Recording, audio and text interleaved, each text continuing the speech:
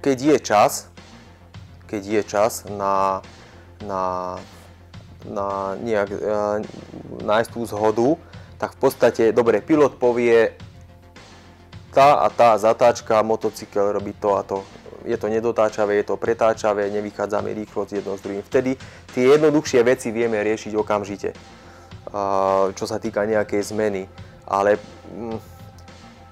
ja si nepamätám, že by sme mali úplne že nejaký takýto spor, že proste telemetria mi niečo vykáže, informácia od telemetristu, pilot povie toto a my sme iného názoru. Viac menej sa to, keď viete, čo robíte, tak viac menej sa to stretne celé.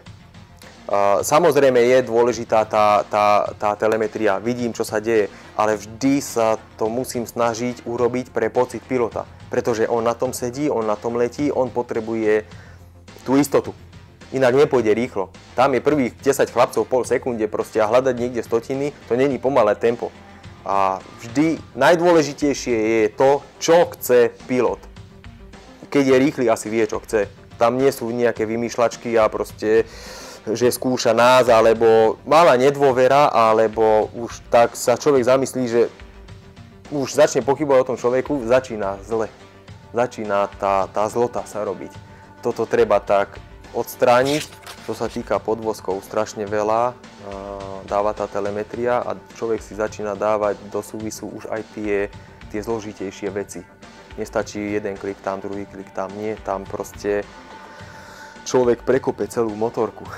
Celé všetko inak sa robí, než sme zvyknutí tu, ale tak či tak je to stále jedna a tá istá motorka, ktorú si kúpite aj tu. Len ďaleko viac je s ňou potrebné pracovať. Čo sa týka nielen tých klikov, vyberá sa cartridge von, dá sa nový setting, znova naspäť. To znamená, inak sa skladajú planžety, inak sa to piestikuje, iné tlaky sa robia, ďaleko zložitejšia práca. Je to tak zložité, že až to je jednoduché, ale pre toho človeka, ktorý to chápe. Že viem, čo sa deje a viem, čo musím urobiť, ale už to nerobím len klikaním, ale proste už aj zložitejšie zásahy. Preto je dobré, že proste sú tam ľudia od Elnisu, budem teleskopy, toto, skontrolujú si telemetriu, dáta, ktoré s nimi prekonzultujeme a proste povieme si môj názor, povedia si oni svoj názor a nejak sa snažíme toto dať vlastne do jedného celku, že teraz to musí fungovať dobre. A tam nemôže byť, že možno bude dobre, skúste to, uvidíte.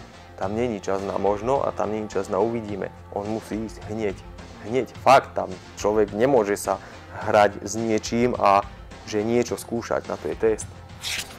Mňa to veľmi osobne teší, že proste ľudia si vážia to a tešia sa tomu, že tu niekto od nich prišiel do majstrovstiev sveta a vlastne tam pôsobí, tam pracuje a dokonca nie nejaký utierač gum, ale s motorkou, ktorá vie bodovať a pilot vie byť na bedni. To ako Rišo Karnok, super chlapec, a mi vtedy zavolal a povedal jednu veľmi dobrú vec, ktorú si budem do konca života pamätať a povedal mi, že Laci, ty už nemusíš nič povedať, ty si to už urobil, vybavené.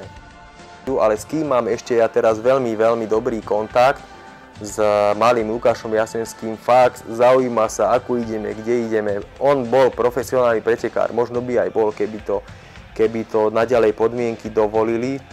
Ja by som mu to fakt prijal, aj by som s ním znova išiel, fakt, on, ja, nikto iný. A viem, že by bola rozbíjačka tam vpredu, ale momentálne tu podmienky nedovolujú. Dúfam, že sa to raz podarí. A s ním mám ešte taký veľmi úzky vzťah, lebo dobre prežil som s ním veľa a tiež on vie, čo sa tam deje a vie, ako to celé vlastne funguje, tak kvázi on je taký, že dajte to chlapci. Taký impuls jeden.